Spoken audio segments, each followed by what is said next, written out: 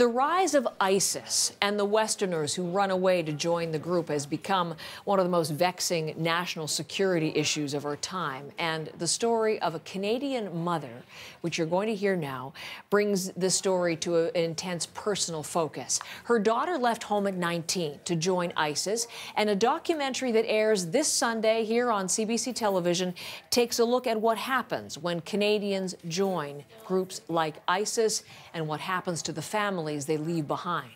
Take a look at this excerpt from The Way Out. Voilà, elle est enceinte de deuxième et elle est encerclée.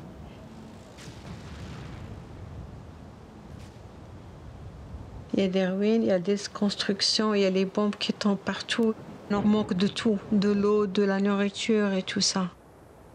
Elles ont mis leurs pieds dans l'enfer. L'essentiel, qu'elle sort de là. You hear in the mother's voice, even in French, regardless of language, you hear the emotion there, the concern, and the essential thing to get her daughter out, to bring her daughter home.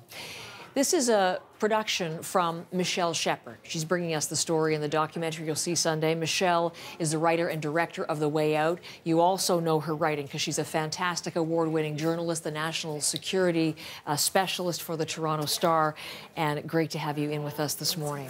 So we're going to meet, that was the voice of Saida.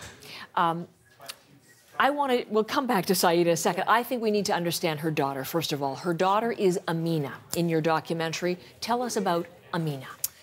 We don't know actually a lot about why Amina left, what drove her there, if there'd been any recruiters. But what we do know is from her mom. And what she said was at the time she left, she was a 19-year-old Montreal college student. She had a fairly good life in Montreal. She had, regular teenage angst, but nothing that was dramatic. And one day in November 2014, her mom thought she was at a friend's house for a birthday party for the night and called the next day and said, I've gone, I've left. And hence, years of agony for Mom Saida. Tell us what she has been going through, processing that, I would imagine, but then, as we heard in that clip, trying to get her out. She's a remarkable woman, and along with filmmaker David York and producer Bryn Hughes, we've been following her story for almost 3 years now. And she was, you can imagine, I mean, what do you do after you get a call like this? There's very little sympathy for you. It's an incredible shame to have a daughter who's made a mistake like this. But soon after she left, she called her mom and said, she regretted it, she was terrified, she wanted out. So that's the time when Saida said, okay, I'm gonna make it my mission to get her home. And it was very, very difficult. It's almost impossible to leave ISIS once you join, and it was a long journey. Let me just pause for a second, because that call that came that said she wanted to come home, there was some questions about that, whether it might be a trap. So let's play an excerpt from the documentary speaking exactly to this. احتمال انه اصلا مو البنت اللي تحكي معكم، في عده احتمالات محطوطه قدامنا وكلها حصلت قبل. احنا هذا اللي مخلينا نحط عده احتمالات للموضوع. We need to be sure that she is the one we communicate with. Even if you want to bring her out. على فكرة في كتير نساء على وجه التحديد من داعش بيتواصلوا معنا كرمال إنه أنا بدي أهرب وإذا في طريقة. طبعاً هي معظمها بتكون فخ. So there you see, as they tell her, there are concerns about whether it was legitimately Amina on the phone. Absolutely, and that was a big part of the problem. And Saida, she's not naive. She's very savvy.